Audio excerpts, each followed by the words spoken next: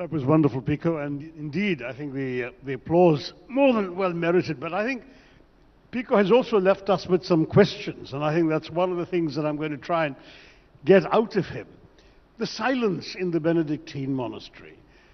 Is this in any way reminiscent of the ancient practice of Vipassana that we hear about in India, where again it's meditation in silence, or is there something different about the Benedictine practice? Very, very similar, I would say. And I think all the great traditions have different names and different definitions for coming to exactly the same place. It's as if there are many different paths to the top of the mountain. I think the main difference is that the place where I go to has no formal practice, no leaders, no rules, essentially. It's absolutely free. And so the monks leave every visitor on her own, so she can take a walk or read or do what's hardest of all, nothing at all.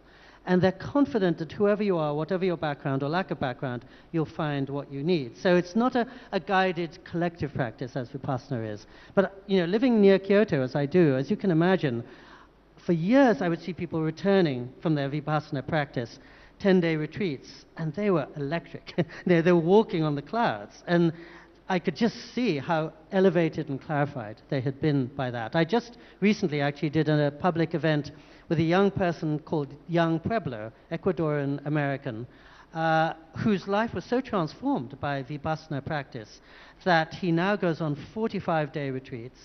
He's a professional meditator, and he has 3 million followers on Instagram, which shows that there's a universal longing.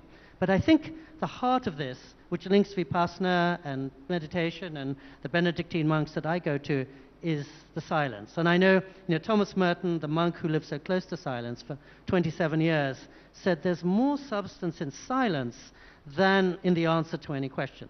So actually, I trust my silences more than I trust my answers.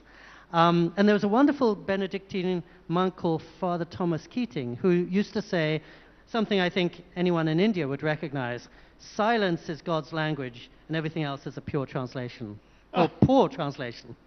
There's a very similar thought in the Upanishads, but that silence is also meant in some ways to represent that which cannot be expressed, that just so ineffable it is beyond human comprehension and cannot be reduced to words. But no, I'm not going to let you off the hook. Have you ever tried Vipassana? Is that something that you were tempted by at any point? Have you experienced the difference between the one and the other? I haven't experienced it. And I think I was tempted, but since I found this course, I've stayed with it. The Tibetans say much better to dig one ditch or one well that's 60 foot deep rather than 10 that are 6 foot deep each. So once I found this, I thought, let me go deeper into this rather than trying something else. So what do you do when you're still? I mean, you mentioned there's no leader, no guide, no one telling you what to do.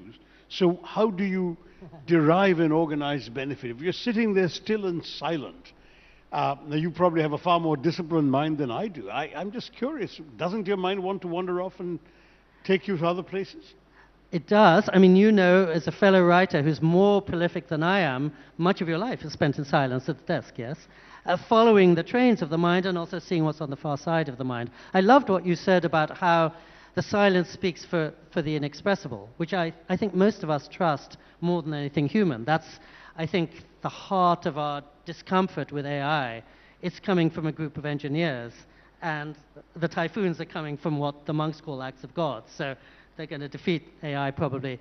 So what I do there is allow myself a holiday and understand a holy day the way I never do. This may be true with you because you're so full of energy. When I go on holiday, I map out an itinerary. 8 o'clock I'm here, 10 o'clock I'm there. So I never allow myself just to wander or get lost or do nothing. And this is the one place where I allow myself not to write.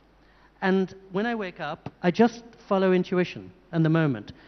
I think, I'll take a walk and see the sun rise up over the hill. Or I'll pick a book at random out of my suitcase. Or I'll just sit there. Just sit.